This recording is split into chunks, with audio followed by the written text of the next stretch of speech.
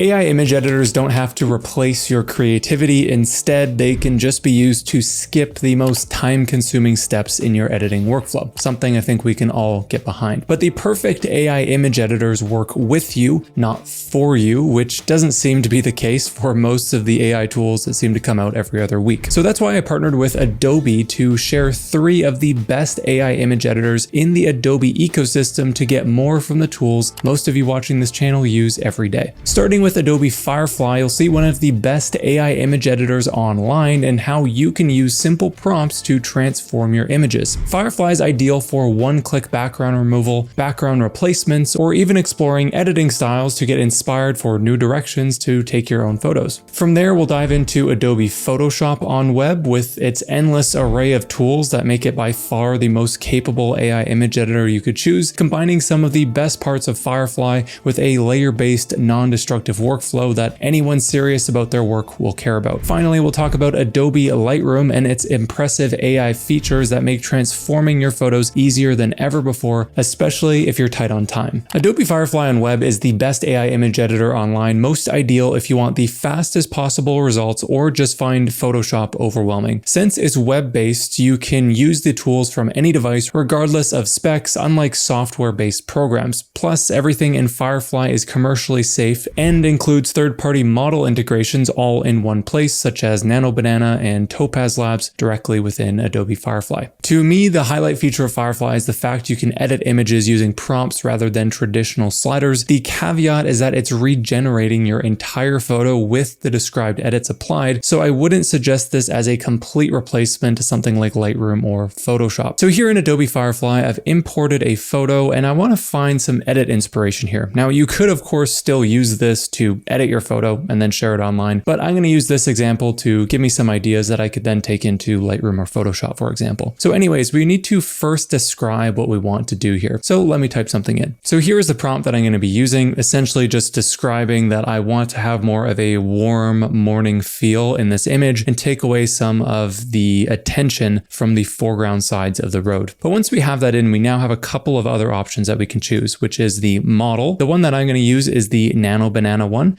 Another that I currently really like using is GPT-2. You can try either of those ones. They all will give you something a little bit different. And then for the orientation, I'll leave this to auto so that it will likely generate the same aspect ratio as the original image. As for the quality, we can choose that here if you would like. Even at 4K, it's not going to match the original quality of like a raw photo from a high-end camera. But since I'm just using this for a reference to get ideas to apply as an edit elsewhere, I'll just put this at 1K. When we do that though, we'll save quite a bit of credits when we do our generation. These credits are available with your account, whether you have a paid or a free one. If you have a free account, you'll get new credits that regenerate daily. So be mindful that if you run out of credits on a free account, come back the next day. Now with this good to go, I'll click on generate and I'll see what we get. So here's the result that it gives us. This was the original and then the after. So I kind of like where this was going. It has some nice light enhancements here. It's darkened around the edges. Those mountains, I don't think I would be able to replicate in Lightroom or Photoshop necessarily, but the colors and the overall feel of the photo, I think would be possible to replicate with more traditional editing tools. So this is a great reference point that I could then take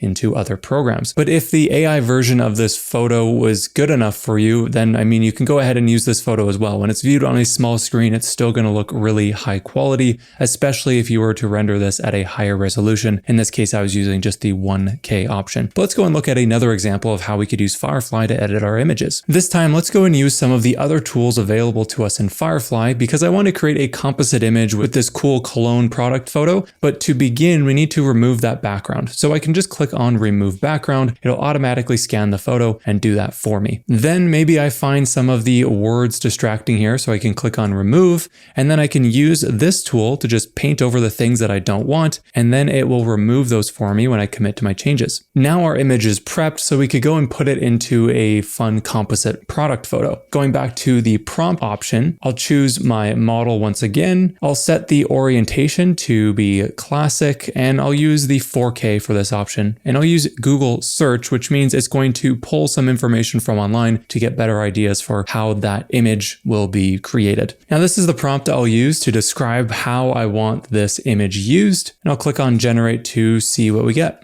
After that loading, this is the result that we get. So we had the original here, then we removed the background, then I went to remove the text. It came back in this photo, but we could still go and remove that once again. But either way, this gives you some ideas of how you can use Firefly to edit your images, whether that's for inspiration, applying your edits just naturally, or going a lot further and creating some creative edits like we did here. Now again, the biggest limitation to AI photo editing in Firefly is the fact that it's regenerating your entire photo. So if you're giving it a high-res image, you're not going to get the same one-to-one quality back. As we all know, when you zoom into an AI image, it can kind of look off. That's why I suggest using the text-based editing feature as a way to find inspiration for reference rather than a way to actually edit your photos if you're a photographer. The other tools in Firefly can be a huge time saver if a more advanced software like Photoshop feels overwhelming. But speaking of Photoshop Web, this is where we combine the best of both worlds to give you what I believe to be the best AI image editor currently available. That's because it mixes traditional editing tools and workflows with all of the time-saving benefits of AI. So I want to show you something about Photoshop Web that makes it so easy to use, which is the AI assistant. Essentially what this will do is scan your entire photo and you can just describe what you want and it will apply those edits for you, still giving you layers that you can update and refine. So let's, for example, start with one of the basic prompts that it's just suggesting right here. Let's say I want to add a warm glow to the sunset. I'll click on that. Now, after it does its thing, it created two new layers for me. So it created a hue saturation and a brightness adjustment. You can turn these on and off to see what they have done. If you don't like them, then of course we can go back and refine our prompt. So let's say I just want to isolate some of these effects to the sky instead. So I'll respond with, I want to isolate the hue saturation and brightness layers, which are these two, to only appear in the sky and not affect the city or the subject. So we'll give it that and see how it will refine our layers. Now it went ahead and updated the layer masks for those two layers. So now these effects are isolated only to the sky. We don't have to know anything about layer masks or refining these things. We can just describe what we want and it will update our layers for us, which is super useful, especially if you're a beginner. Now let's see what else it can do, perhaps editing our subject as well. I'll say I want to enhance the subject to make her pop from the background. We'll see what it gives us. After it ran through that, it gave me two new adjustment layers. I don't necessarily love the vibrance one, but because everything is layer based, we can always fix these things later on. If I don't like a layer, I can just click on it, choose delete, and now I no longer have that problem. And I just have the single brightness adjustment that enhances the subject. But sometimes there's going to be little selection areas that don't quite look right, such as right around here, you can see some hard edges from the mask. Fortunately, we can still go and refine that just clicking on the layer mask that the AI assistant created. And then we can go and use the tools that you may already be familiar with. Going to subtract from mask from the contextual taskbar. While that layer mask that I want to update is selected, I can just go and paint away anything that I don't like the look of. So just softening the edges where there was some hardness to the mask. Now looking at our original and the after, all with the help of our AI assistant. We don't have to know anything about layers. We can just talk to the AI assistant and it will edit our photo. That is why this is one of my favorite AI tools in Photoshop Web, because it really brings down the barrier to entry when you are working inside of Photoshop. By combining the newer AI tools with the power the program has always had, you can easily avoid unnatural results that most AI photo editors can't because they aren't paired with a layer-based workflow. Now, with that said, Photoshop might feel overcomplicated if you're just starting out. If that's the case, Adobe Lightroom on web is another powerful image editor with AI tools that can be used alongside more precise manual controls, so you can easily get great edits without losing any control that lets you make your photos your own. So a place that we can begin in Lightroom is within the presets, and one area that I really love using is the adaptive presets.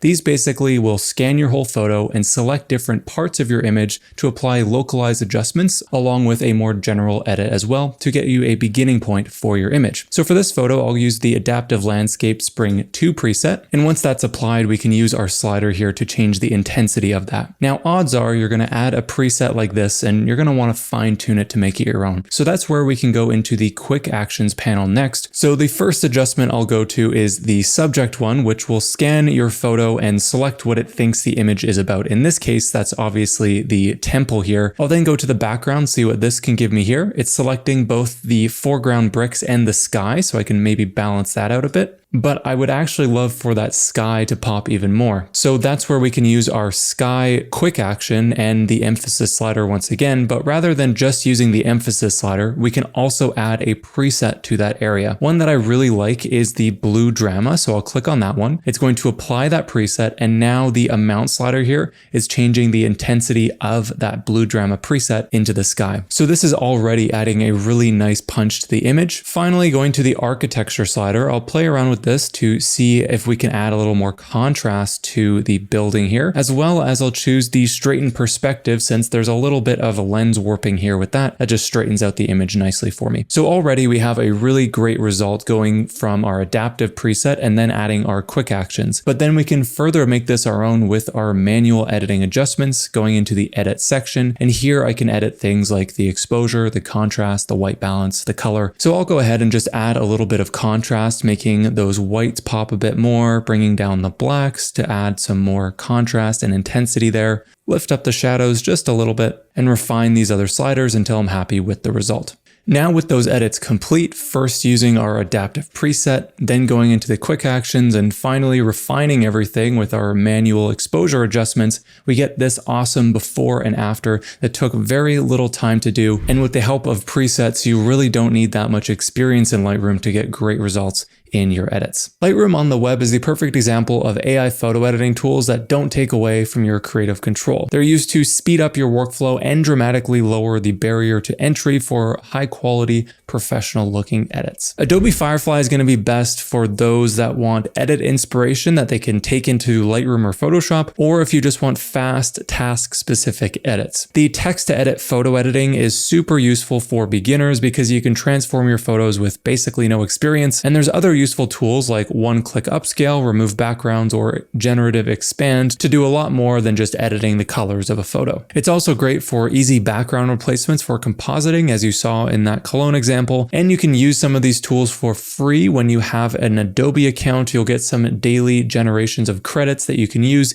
even if you're not paying for one of their other plans. Now, Adobe Photoshop is going to be best for those who want advanced photo editing workflows that are paired with AI. And with the help of the AI assistant, it's so easy to do pro-level adjustments, fast image cleanup, and enhance your photo super easily without having to know the intricacies of Photoshop, especially when paired with the layer-based workflow that can be done for you with the help of AI. It really is a powerful tool. It's one of the best options, in my opinion, that give you non-destructive AI enhanced workflows. Then for Adobe Lightroom, that's best for those who want fast photo editing that is improved with the help of AI adjustments. So with the quick actions, it will automatically scan our photo, and you can use some of the sliders to quickly enhance things beyond the usual exposure, contrast, and color adjustments. Lightroom is also the best option for those who want to manage and edit their photos all in one place, and most ideal for everyday photo editing, improved with industry-leading AI tools. You can create, refine, and edit images faster with Firefly AI together with Photoshop and Lightroom, but if you're not already using one of these tools, I'll leave a link to each of them in the description below. Thanks again to Adobe for sponsoring this video, and with that, I'll see you in the next one.